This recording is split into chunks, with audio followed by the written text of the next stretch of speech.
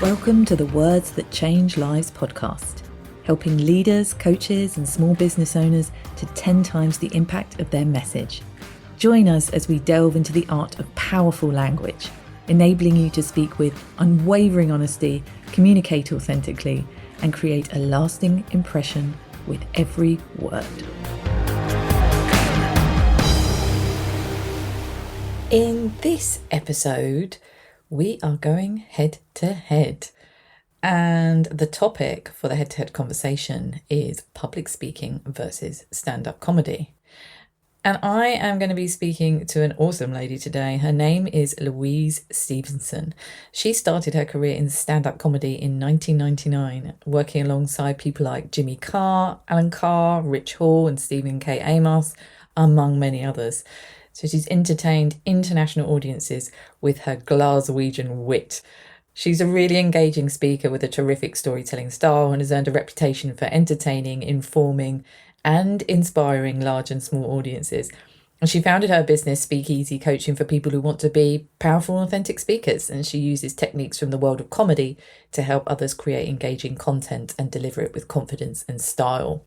And I really wanted to talk to Louise because we have similarities and differences in our experience and what it really takes to confidently stand in front of a crowd. Now, as you can hear there, Louise's experience comes from the world of stand-up comedy. She now helps people within the public speaking arena, as well as running comedy courses in Brighton. She's also got books that you can purchase. The links are in the show notes. And her approach to delivering a message, holding a room, is different to mine, but there are similarities too. And I really wanted to explore that in this episode, the head-to-head of public speaking versus stand-up comedy, to see where we can draw from the world of stand-up and the world of public speaking to really make an impact with our words. Hello, Louise, and welcome to the Words That Change Lives podcast. How are you today? Yeah, I'm really good, Helen. I'm delighted to be on board today. Yeah, thanks so much for coming on. So, as I've said, this podcast episode is a head-to-head, and today's head-to-head is public speaking versus stand-up comedy. And the first thing I'd like to know is the skills that you have, and I guess the journey that you've been on, that led you into the world of stand-up comedy. So I did my first stand-up gig in 1999 in Wellington, New Zealand. And I performed in a dark and dingy room to around 20 Kiwi goths. This was quite interesting because very, very few of them had an exposure to a Glaswegian accent. So it had its challenges. But I'd been on a stand-up comedy course, and I did a beginner's comedy course. So that skilled me up and gave me some confidence to be able to go on and do my first gig. And then after that, I was asked to come back and was booked, and then went on to work professionally on the New Zealand, the Australian, and the UK circuit. Oh, right. So a tough crowd then with in New Zealand, not understanding your accent. Well, I think the majority got them, but certainly a Glaswegian accent, it does take some concentration.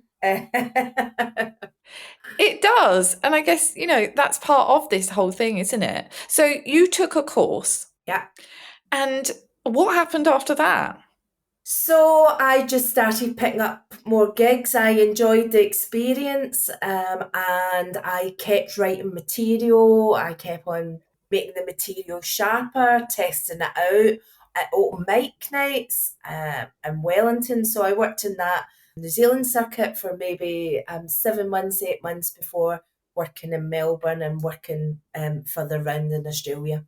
Okay. So would you say it's something that a combination of natural skill plus learning how to do this thing, or is it something that you can just learn, that anybody can learn? I think comedy can be taught. I think there's people who are funnier than others. It's common sense, really, isn't it? Some people, and there can also be countries or upbringings where humour is more a commodity than others. And my own upbringing in Glasgow, it was hugely important. Sense of humour and banter was, what we traded on. So it was something that came very natural in my upbringing. So I think there's definitely people who have a propensity for it because they've always used it since being a child, and their families have used it, so it's around them, and it's in their surroundings. Mm. And I would say there is people, comedy is a lot to do with confidence, and I find that people who have come on, so I've ran a comedy school now for 12 years, and I've had people come on that say, gosh, my friends were so surprised that I was coming on a comedy course. They actually blatantly said, "You're not funny," which is very harsh. But I think with that, I think confidence in writing material, being able to perform it in a safe space and coming at your shell, it's unlikely in a beginner's 8-week course that you wouldn't tap in to some form of humour by digging deep. Yeah. Yeah. Well, part of this conversation is actually it's that kind of verses, but it's also, what's the same. And in public speaking, I think for me, I got my confidence actually from standing on a stage and using humor to make me feel less nervous. And it's a natural mechanism for a lot of people to make themselves feel less nervous by using humor to kind of disarm a crowd, right? Yeah, yeah, for sure. And I love, Helen, that you use it in public speaking. I find a lot of people don't. I find that, and that brings us right on to, how is it similar, and what's the difference between stand up and public speaking, and formality. People think to be an effective public speaker, you have to be formal, and that by using humour in a talk that you'll lose any kind of professional gravitas, which is a complete nonsense. So I love that you do use humour. It should be used. It's a brilliant tool for audience engagement. And people who don't bring that into their talks these days, I just think miss a trick. So that's one thing which we'll come on to more in a moment of where we can draw from stand-up comedy to help us with public speaking. But before that, I kind of just want to get your view on what makes a really good stand-up comic in your view, in your experience of doing it yourself, of working the circuit, of seeing other people out there and helping so many people through that process.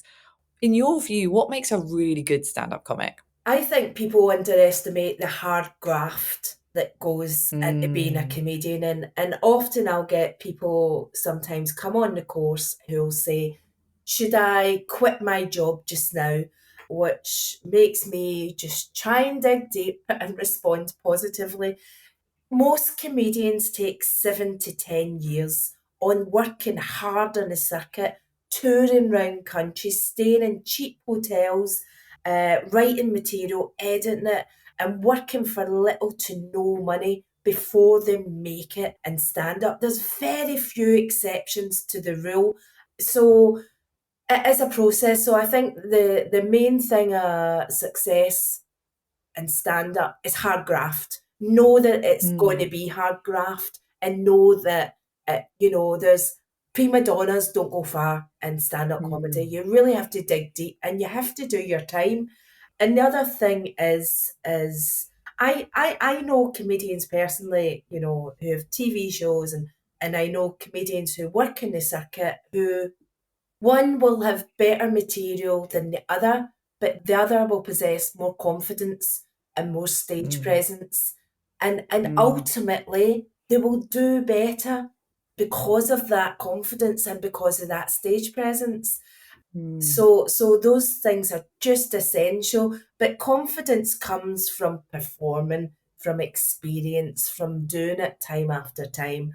From your mindset changing and thinking, actually, I do quite well. Actually, I've done well 5 out of 10 times at the beginning.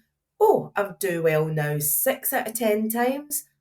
right up to 8 and 9. That's when you know you're becoming, good enough to be semi-professional or a professional comic. Mm. Okay, so let's break that down. So what I'm hearing there is, first off, hard graft. Now, you could say that with anything, but in particular with this type of profession. But what also, if we think about what those skills are, that's actually, it's tenacity Mhm. and it's the ability to take rejection. Yeah, It's the ability to bounce back from knockbacks and keep going because you believe so much in what you want to do and the effect you want to have on people, right? exactly. So we can draw that into the public speaking realm, I guess. Not in terms of, with public speaking, there is an amount of graft involved, because I think a lot of people think, oh, I want to be a public speaker, I just want to go and land a 10K gig in a corporate environment, that's what I want to do, and I want to add an income stream to my business. But these things in the beginning, they don't just fall in your lap, right? It involves having a strategy, having clarity, doing the graft, and being okay with the no's, right? Because you've got experience on both sides there. And there's a real similarity there, right? Yeah, I mean, bounce back is crucial, especially in stand up. And I'll often, because once people worked in the beginners course and worked in the comedy circuit, there's the advanced workshops, and there they'll come in and go, oh, last night this happened. And it's about finding a separation. So rather than saying, I was crap, being able to say, do you know what worked well? Do you know what really didn't drop? I wonder if I'd fine tuned that joke differently. I wonder if my confidence wasn't as good because the woman in the front was talking really loudly. Look at it, be analytical about your performance, and don't just, if you jump in to attack yourself every single time things don't work out, then stand up or public speaking just isn't for you. You Yeah. won't have a nice time. Yeah. It is that ability to not only be okay with the feedback and the knockback, and we'll go into bombing in a minute because that's like an important thing to talk about, but it's the ability to reflect and review. So not only to kind of like visualize the outcome you want, but also to reflect and review afterwards, to be like, okay, that bit went really well, that bit didn't go so well, I can tweak that for next time. And again, massive similarities between the two there. Sure. I also want to go back to what you said about confidence and presence, Yeah. because a lot of the time in public speaking, when I'm teaching and coaching and training people in public speaking, it's all about what I say and the words I'm using and how I'm actually articulating them. Now, that, of course, is a big part of it. But having that belief in who you are and what you do and thinking about how you're taking up space also does have an impact. And you talked about presence. And did you say that the comedians that have that do better? They do as performers. There's a lot of comedians that decided to be comedy writers, and they might write for Mock the Week or for one of the panel shows. But as a performer, I've seen people with more confidence and less comedy writing ability thrive and do much better on this comedy circuit. Hmm. And do you think that's just an innate thing, or it's again something that just can come? I would say performance and comedy writing, both of them, I think, get better the more you do it. I think anything that you shine a light on, if I wanted to be a great guitarist, I would get some coaching, and I would start putting a time aside for discipline to spend 3 hours a week to work on it. So it's been able to shine a light on it and put, again, the graph, put the time in. So do some people have it automatically? Yeah, I mean, we all have different levels of confidence. That can be from our upbringing, that can be from our environment. There's a huge amount of different factors that contribute to our confidence levels. I think you can learn to be more confident for sure. And I've seen many clients do so. by just getting a few notches in their belt and by coming at their comfort zones and seeing a little shift in their mindset and changes and how people respond to them as well, I think is a huge Yeah. change, a huge shift in what you see in confidence. Yeah. No, I completely agree. Part of my personal story is that I used to do all the standing up and training the leaders, and then I lost my confidence. I ran away from that career and I hid. And I started a business that involved doing nothing of that. And I vowed that I would never stand up in front of a room full of people again.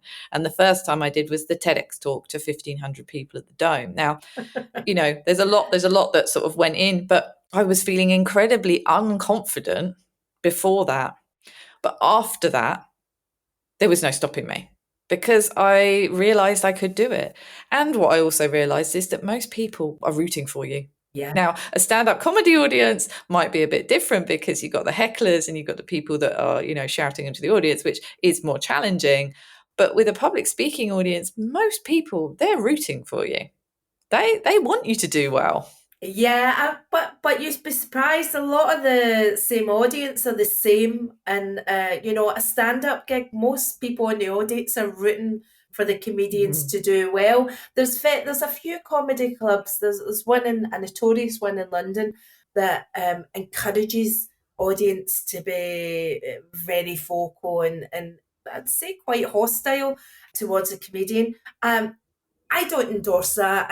It's not what comedian, it's good to be able to think on your feet for sure. It's good to be able to audience work is important, whether you're a public speaker or a stand-up comedian. It's important to be able to react to situations and think on your feet for sure. But being hostile to someone that's there to share a message or to make you laugh, it's not my thing. I just think it's unnecessary. Yeah, I guess there's certain comedians that invite that more than others. For sure. Yeah, and that's part of their skill. Like, I can't remember his name. Jimmy Carr does it a lot. I think Jimmy Carr. yes, Jimmy yes, yeah. Carr. So Jimmy very much enjoys that. I've been performing in gigs with Jimmy in London, and I've been on before him or after him, and you've just seen a couple with the male hecklers said that, and the girlfriend is just crawling under the table as Jimmy completely annihilates them. So I mean, he just loves it, and it's it can be great fun to watch. It's just not my style. It's, everybody Yeah. has their own thing, and it is hugely funny, but it's not what I enjoy. Let's draw that into public speaking, because obviously we're not, heckling isn't part of it, but interaction and feedback and connection with the audience when you are obviously delivering stand-up comedy, but also when you're delivering a talk. Apart from, I will say, the caveat of TED, because TED is more of a one-way dialogue. You can have audience interaction, but I'm talking about the keynotes. I'm talking about signature talks that are around 45 minutes long, the longer types of talk, where interaction and audience connection is vital, right? Otherwise, it's flat as a pancake and engagement can really go down. For sure. And it doesn't always have to be actual interaction. No. It can be perceived interaction. Good public speaking should be conversational. It should feel like a conversation, whether it is or not. And there's things you can put in like rhetorical questions, asking the audience by a show of hands, how many of you this morning? And, there's ways to get your audience involved, and touch points throughout your talk. When I'm coaching people one on one and they're going to say, oh, I'm going to do a TED talk or I'm going to do something. And it's having touch points where you can feel connected to your audience. And audience engagement is just bigger and more important than ever before, because you know how quickly people will be checking their phones. With the age of social media, your audience engagement is key. You need to have your audience engaged. Yeah, 100%. I'm just thinking of a few things there. versus somebody described it to me like doing a dance, and you go out onto the stage and you hold out your hand, and it's within the first few seconds where the audience want to take your hand and engage and go on that dance with you, or whether they're just going to disconnect and not really be engaged. And so the beginning of that talk is absolutely key in grabbing their attention and going on that dance with them. And the other thing I was thinking about was the use of humour in that connection, and how that actually is a really, really great way of bringing those walls down, bringing that fourth wall down, that invisible fourth wall, and really making the audience connect with you. And it doesn't have to be forced either, right? No, exactly. And people think, oh, should I cram in a joke? When we're talking about humour, we're not talking about a joke. We're talking about anecdotes. We're talking about a metaphor. We're talking about a quote that might be funny. There's a million ways to add humour in a natural way, to engage your audience, and it's such a key way. I mean, you asked me, Helen, I think you asked me recently, do I prefer to watch stand up comedy or public speaking talks? And it would have to be, I thought about it and I thought, well, actually, it would have to be stand up comedy. And it's because of the entertainment value. And Mm, there's no reason why talks can't be mm, entertaining. But mm, it saddens me how many people that are brilliant public speakers just think professional means not being authentic. Professional mm. means being formal. Professional means no sense of humour. Park your sense of humour at the door. It's mad. I mean, you just build such an engagement with your audience. Another thing is, people like to do business with people they like. If you make Yeah. someone laugh, they'll remember you. They'll want to do business with you. It breaks down that wall. It's just such a great engagement tool. Yeah. So what we can draw from there is actually we can really take from public stand-up comedy the humor, the use of humor, to bring that into our talks, to lighten them up and still deliver an important message. I coach quite a few people, as I know you do, in the corporate world around these types of things. Now, I coach people that run their own business and I coach leaders. And I find all the time there's more armor with people within organizations in doing talks and presentations and things because they feel they have to be serious. So maybe it could be, delivering something at a town hall where there's loads of people and it's all about the message and the seriousness of the message. Whereas if you included humor in the way that you've described there, in anecdotes or stories, other people's stories, whatever it might be, it really just adds another layer of not only lightness, but also depth because you're showing your personality and you're connecting with all of those people that you're speaking to. And the same with TED. Using humor and TED Talks is also really, really great because there is less feedback, as in less audience participation, creating that fun element, even if, and of course, certain topics, of course, there's going to be certain topics that don't allow for that more than others. But it's a fantastic tool. So I think that's a real good golden nugget from this episode is that we can really bring more humor into our talks. And I think, Helen, that you'd be surprised at the things. I mean, I've had clients that work for Sussex Suicide Prevention. I've had clients who have been talking about their experience with cancer. I've had clients that work in IT, and I've been in some group programs and corporate when I've said to them, okay, we can all bring a humour in it, everything, everything, there's humour everywhere. And one of the senior leaders piped up, I work in the IT team, find humour with that. Now, what I did was a simple Google search, 10 things you didn't know about someone who works in IT. And it came back that 80% of people who work in IT don't tell their family and friends from fear of being asked to help. Now, that's hilarious. It's just unbelievable and so funny. And so he started his next presentation with that, and he sent me a message through LinkedIn, and he said, "Oh my God, I just can't believe how well it went down." There is humour in the most serious of conversations and the Yes. most serious of subjects. When we're talking about such serious things, we need to offset it, Mm, especially, when we're coaching some content. You'll know yourself, Helen, is very dry. Sometimes I'm mhm. working with people in the tech industry and they're like, "Oh my gosh, my content is so dry." So you really have to find ways to add the humour and find a Yeah. natural way, an anecdote, or, a bit of video, just something to kind of lighten the content. Totally agree. Now, I want to talk about something that might make people shy away from public speaking and shy away from stand-up comedy because, as I'm sure you know, I speak to a lot of people that say, oh my God, it's something I really want to do, but I'm scared. I'm scared of being ridiculed, exposed. I'm scared of mucking it up, of doing something wrong. I'm scared of bombing.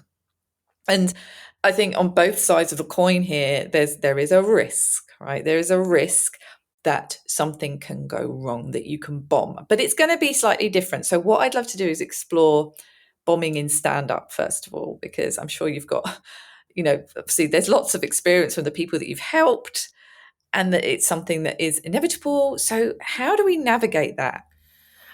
Do you mean plenty of experience, Helen, because I've bombed so many times myself? Oh no! Just kidding. So this is another thing where you need to find a bounce back. So I had an experience, and sometimes there's no rhyme and reason. I did a gig in Melbourne, and it was quite a nice venue and a wine bar, and I had a really great gig, and I had a wee bit of a standing ovation at the end, which was fabulous. I was delighted with myself. The next night, I had a gig in a rougher end of town. Now, it was quite spitting sawdust, a kind of area, a bit Bronxy, if I'm honest. But I went along there and I had the exact same material from the night before, and I could get nothing, absolutely Mm, nothing out of these people. And for me, and this, what I'm not saying this always happens, but I loved it. I found it hilarious. I found it hugely hilarious that these people were like, I have nothing, I'm getting nothing from you at all. It just amused the hell out of me. And so I started kind of making myself laugh, by saying, "Oh, yeah, yeah, yeah, yeah. Oh, yours have been such a pleasure. I can see you having such a good time," and just having a bit of kind of, amusing myself. And then I just went into the bathroom after, and I actually chuckled to myself in the mirror for a good 5 minutes before I could come at the toilet. So for me, that dying on your bum so hugely was quite. It was a fine experience. Now, every comedian on stage that night didn't do well, so obviously that's going to help me feel better. Had I been the only person who didn't have a good time with the audience in front of them, it might have been a slightly different case. But yeah, I think I enjoyed the experience, and I think that was my worst dying on my backside, and I thoroughly enjoyed it. now that's interesting, and I think different people would take that in different ways, but the key is the bounce back and how you view that. And I can argue that, but both with, and I'll talk a bit about bombing in public speaking a bit more in a minute, in that there's huge growth potential from those experiences. And in fact, they're actually essential as part of the journey to becoming confident and resilient and having that presence and delivering your message and, all of the things that make a great stand-up comic and a great public speaker, that you can't have had an experience where that hasn't happened in order for you to grow, to be better, right? Would you Yeah, agree? yeah, for sure. Mm. Failures. There's so many amazing quotes about failure and getting up and trying again, and uh, I've always. It amazes me sometimes with clients, and they're like, and oh, I'm speaking to, and it's usually, you might have the same thing. It's usually when people are speaking to stakeholders or else senior managers that they're working with and they're doing a presentation that the fear really seems to creep in worse. And I'm like, what is the worst that you think can happen in your mind? What is it you think can happen? And I had a client a month back who said, I'll get fired. And I said, you're not going to get fired. You're not going to get fired for not saying your sentences or forgetting a little bit, a response or something. And actually, I just think, what's the worst that can happen? We're not doing brain surgery. Nobody's actually going to die on our table. So it's perspective, perspective and keeping it real. We're human beings. We can't remember everything all the time. And it's even the same when I deliver kind of any media training and Q&As. People get hugely fearful about Q&As, and I'm like, your expertise will not be the 500 people that's in your company. You won't have their expertise. So just say you don't, if this is a question that'd be better answered by the head of finance, then say that. Yeah, totally. I think that, the whole bombing thing, it's actually an evolutionary protective mechanism. The reason why we're so fearful of putting ourselves out there in public spaces is because actually it was a disadvantage to our survival all those years ago.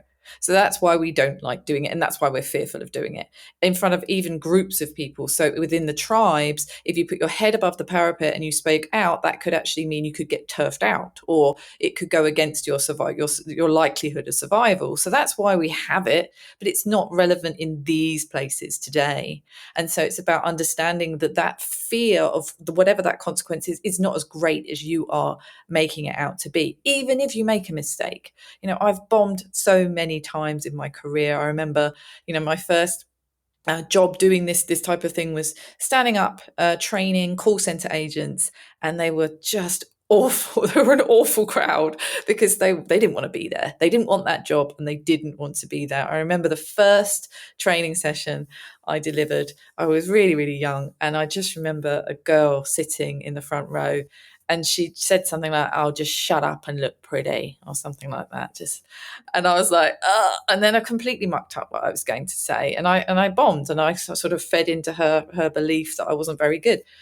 But that was something that I needed, because then next time I could be more prepared, and I had a little retort that, and so these things built, and that's happened many times. I've made many mistakes. I've stumbled.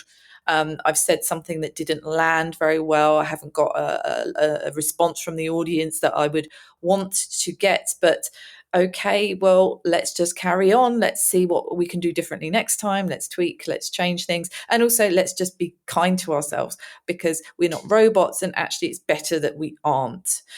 So I keep referring to TED, because obviously I do a lot of TED stuff, in that some of the best TED Talks are just those really real ones where they aren't polished and they aren't professional, and they're sharing someone's journey, and they're not, they do have mistakes in them.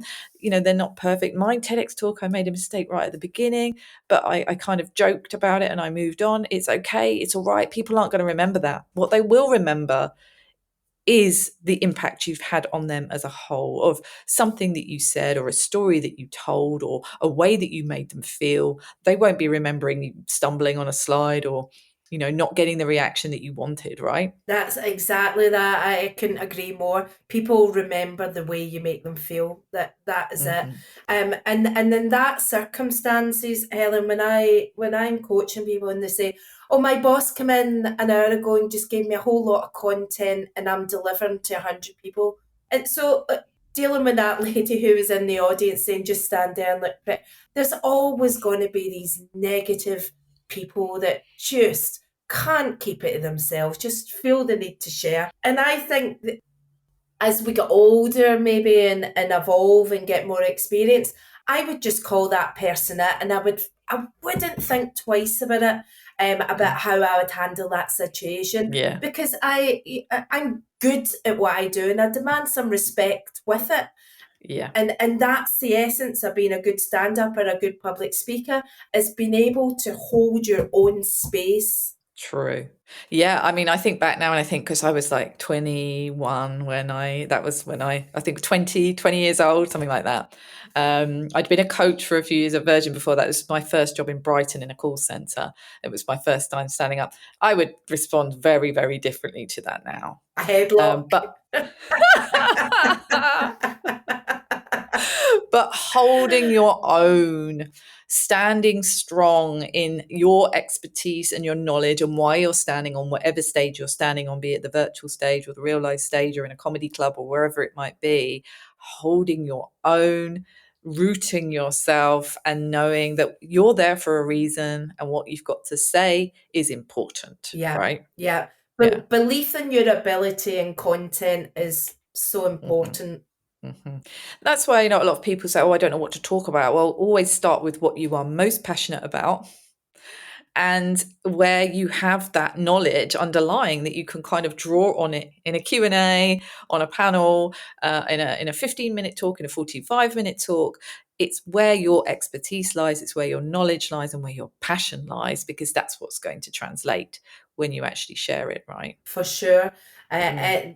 Anything there's a subject that there's passion about. And often I work in group programs where people are, we don't all love our job. We're both very Yeah. lucky, Helen, to be entrepreneurs that work for ourselves. And I'm aware a lot of people aren't. So I will sometimes go into teams who don't love their job at that particular time. And Mm. it's about faking it till you make it. It's about pretending you do. If you're going to speak on behalf of your company to 200 people at an industry event, find the passion or Yeah. fake the passion.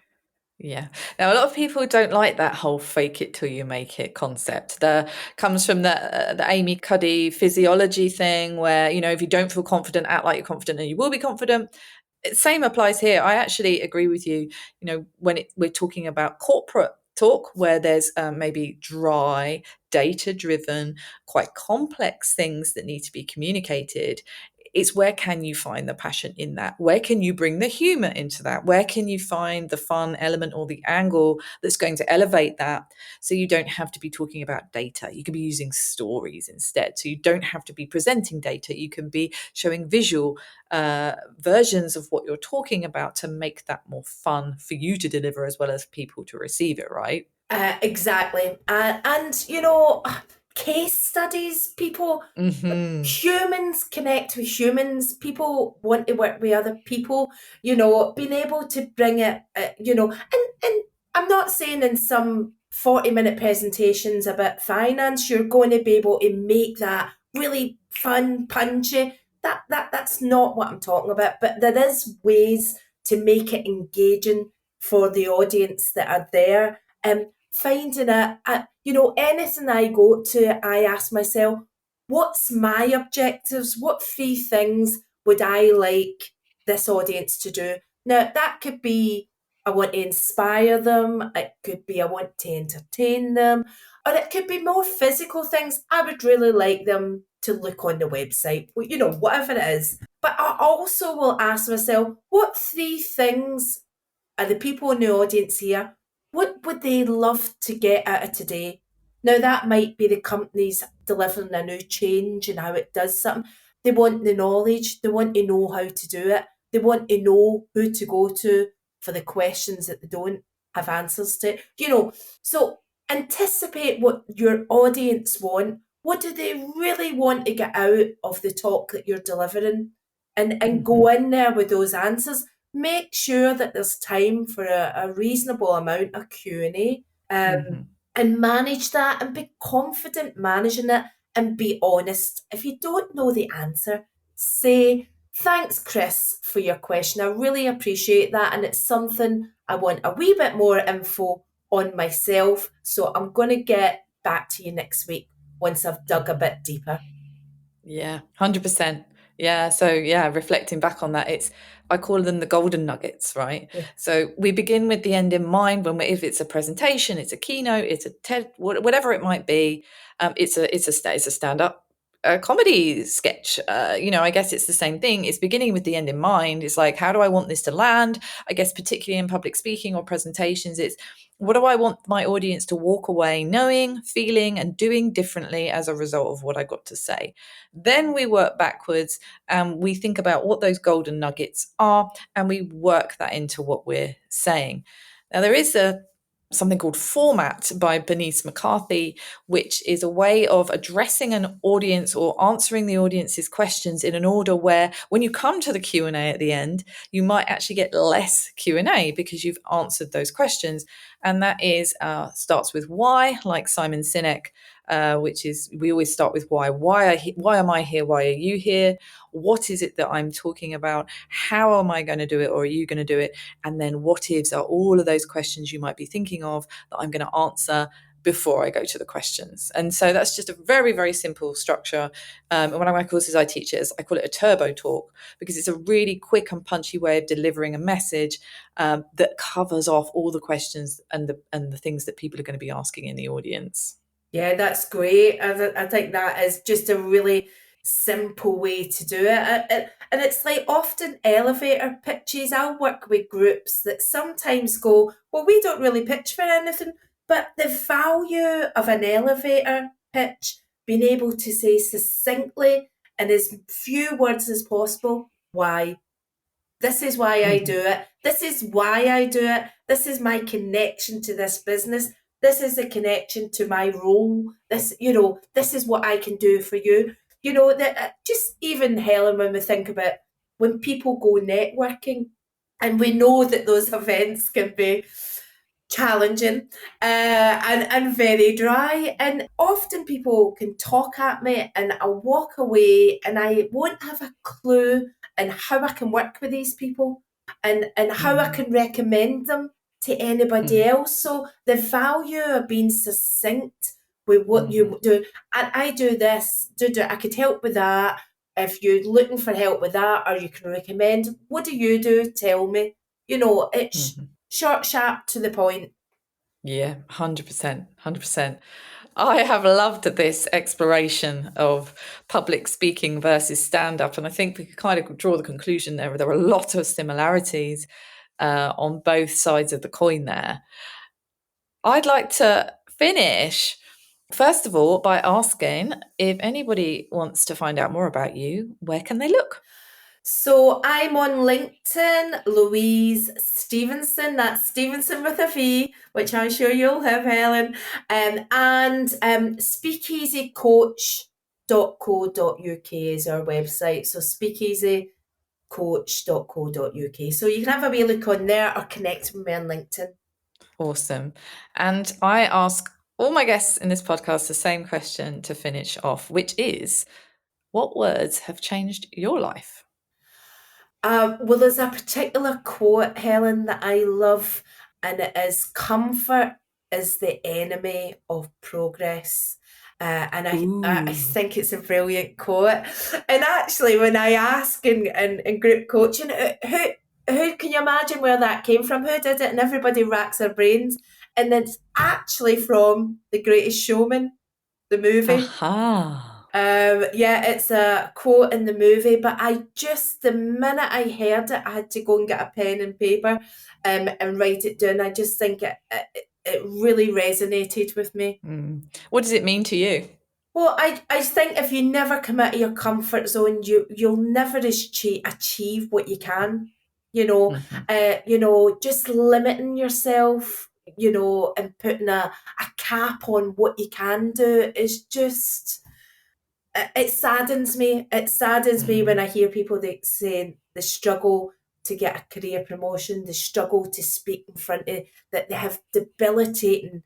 It just saddens me. Just come right out of it. And I'm not saying it's easy. Obviously, there's a number of different factors involved often, but the more you come out of the comfort zone, your own comfort zone, the stronger you'll get. Helen, you do great work around psychological and the thing about neural pathways is that big hedge, and every time you trample it down and do it once and then you do it again, that the hedging is down. It's building these amazing pathways. It's easier the second time, it's easier the third time. You know, I'm a better comedian now 20 years later than I was 20 gigs in. It's experience, it's doing it. Yeah, and it's edging at and expanding that comfort zone. I love that. A fantastic way to close this episode, and words that really can change lives. So thank you so much for coming on, Louise. Thank you, Helen. It's been an absolute pleasure.